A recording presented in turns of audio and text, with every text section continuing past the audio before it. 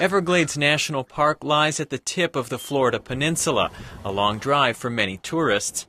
The newest attraction is drawing crowds, though. This was the Missile Assembly Building. Most of the other sites are long gone. That's the real deal. Original artwork left by the soldiers that were here. My name is Leon Howell. I'm an Everglades National Park ranger here in Everglades National Park.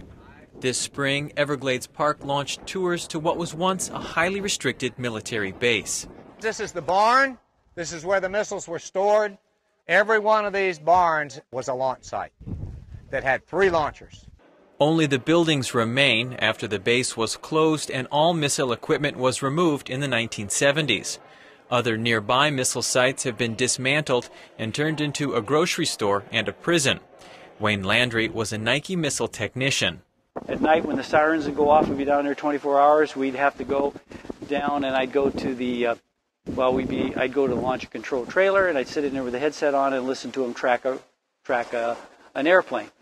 These guys had a real threat.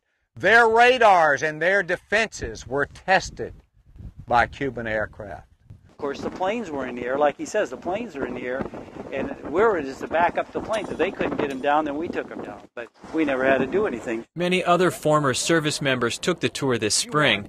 Their memories are crucial to putting together the history of the missile bases, which were active from 1962 to 1979. It's been hard because we know next to nothing about it to begin with, and there are a lot of details, and when we run across people that were stationed in this unit, they don't necessarily know the operation of the whole unit. Some 250 Nike missile batteries were active in the 1960s. Veterans recall that tension ran high during the Cuban Missile Crisis. They look back with nostalgia now, only because the missile bases were never called into use. You didn't tell anybody there was warheads there or nothing. They didn't know there was nuclear warheads there. They weren't all nuclear, but some of them were and some of them weren't. So you just don't, at the time it was secret. I reflect on the day, what I was doing, what my folks were doing, what this country was doing. And then at the end, I reflect on war itself as a phenomenon in many ways. Many of us go different ways when we do that, but that's what this place does to me. The park hopes to offer more tours next spring to maintain the history for those who lived through it and for future generations. Brian Wagner, VOA News.